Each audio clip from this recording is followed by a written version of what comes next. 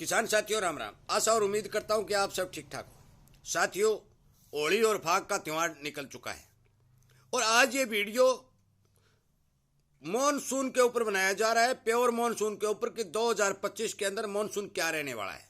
साथियों, मैं इसी तरह के अपडेट आपको पहुंचा रहा हूं और आपको समय से पहले सचेत कर रहा हूं। यदि आप इस तरह की जानकारी पाने के इच्छुक हैं तो इस चैनल के साथ जुड़ करके सब्सक्राइब कर लें ताकि आपको समय पर वीडियो ठीक ठाक मिल सके। साथियों, 2025 के मॉनसून के बारे में मैंने कई बार आपको वीडियो में कहा भी है कि खंड वर्षा होगी, लगातार बरसातें नहीं होगी। और वो बात अब होली के ऊपर बहुत सी जगह राजस्थान के अंदर जो टोटके किए जा रहे हैं, कई बार पानी की मटकी को जमीन में 5 फुट नीचे डाला जा रहा है, फिर गुरुवार को दूसरे दिन होली के फाग वाले दिन निकाला जा रहा है। तो यदि भरी हुई मटकी निकलती है तो बरसातें होगी, खाली सूख जाती है तो बरसातें नहीं होगी। साथियों, अनेक तरह के टोटके लोग कर रहे हैं, जो जानकार आदमी वो कर रहे हैं। टोटके करो या ना करो, मैंने एक वीडियो पूरे चित्र समेत जो भारत का चित्र बना करके अच्छी तरह से पहले भी अपलोड कर चुका हूं कि उत्तर पश्चिमी भारत के अंदर बहुत ही कम वर्षा होगी, खंड वर्षा देखने को मिलेगी। साथियों, जो बंगाल की खाड़ी में, अरब सागर में सिस्टम बनते थे, वो जलवायु परिवर्तन के असर के कारण वो दक्षिणी भारत को नीचे से नीचे निकलते जा रहे हैं। मैंने एक वीडियो पहले बनाया था, वो निकाल कर वैसे देख सकते हैं। साथियों, हाँ, कुछ हिस्सा जो गुजरात के साथ राजस्थान का लगता है, वो हिस्सा थोड़ा बहुत बरसात की चपेट में आ सकता है। परंतु मैं एक बात पहले कह भी चुका हूं कि जो कॉटन बेल्ट और ग्वार बेल्ट जो है, उसके अंदर पानी की बेहद कमी देखने को मिलेगी। क्यों मिलेगी कि नहरों का पानी भी अब 5वें महीने तक शेड्यूल है। जब मानसून कमजोर होगी तो ये 7वें महीने तक बढ़ाएंगे। नहरों के अंदर पानी की आपासी बहुत कम देखने को मिलेगी, बरसात भी कमजोर देखने को मिलेगी। ये बात नोट कर लें। और मेरे नंबर बहुत से किसान भाइयों के पास हैं, चैनल पर भी हैं। 2, 4, 5 गांवों के अंदर यदि 10 आंगड़ बरसात हो जाती है और आप बोलोगे कि आप ये कह रहे थे कि 10 आंगड़ होगी हमारे, तो भाई थारे तो होगी, पर सार लपड़ोसी का 2 आंगड़ी हुई है। साथियों, पिछले साल भी आपको पता है कि हरियाणा और पंजाब के अंदर 25% तक की बरसात कम देखने को मिली थी और वही पोजीशन अब की बार होने वाली है।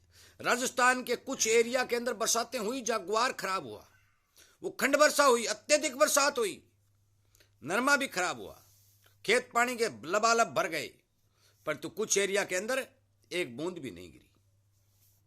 ये असर होता है धरातल के अंदर, जो जलवायु परिवर्तन हो रहा है पूरी दुनिया के अंदर हो रहा है। अकेला भारत इससे अछूता नहीं रह सकता। साथियों, मेरा वीडियो बनाने का मकसद एक है कि जो भी किसान खेती कर रहे हैं वो अपने पानी की उपलब्धता के हिसाब से फसल की बिजाई करें। कुछ किसान ये सोचेंगे कि हमारे पास तो ट्यूबवेल है और हम तो 25 एकड़ के अंदर नरमा लगा देंगे। नरमा भाई, ट्यूबवेलों के पानी से नरमा अकेले पानी से नहीं पैदा होगा, बरसात भी चाहिए। कुछ किसान ये कहेंगे हम ये लगा देंगे, हमारे पास अकेले ट्यूबवेलों से खेती नहीं की जा सकती। क्यों नहीं की जा सकती कि भारत के लगभग 70% एरिया के अंदर पानी खराब है, खारा पानी है। और खारा पानी जमीन में जब इस्तेमाल किया जाता है तो जमीन की उपजाऊ शक्ति घटती है, ह्यूमिडिटी घटती है, जिससे फसलें प्रोडक्शन नहीं देती। और यह बात बार बार साबित भी हो चुकी है। राजस्थान के बहुत से बड़े एरिया के अंदर नए नए ट्यूबवेल लगे हैं, डिग्गियां लगी हैं, वो लोग नई नई जमीन है उसके अंदर लगातार पानी लगा रहे हैं। किसान पैदा लेने की भरपूर कोशिश कर रहा है, परंतु धीरे धीरे ज्यों खारे पानी का जमीन के अंदर असर दिखाई देगा, जमीन टूटे ही टूटेगी। और उस असर को कम करने के लिए भी मैंने वीडियो डाल रखे भी। मैं संपूर्ण रूप से उस असर को खत्म नहीं कर सकते आप, परंतु कुछ हद तक उसको कम कर सकते हैं। और वो वीडियो क्या क्या चीज डाले वो वीडियो में बता भी रखी। मैं इसी तरह की जानकारी किसानों को उपलब्ध करा रहा हूं कि अब वो समय चला गया कि जब आंख मिच करके आप काम करते थे। अब वो समय आ गया कि आपको एक एक पैर फूंक फूंक कर रखना पड़ेगा।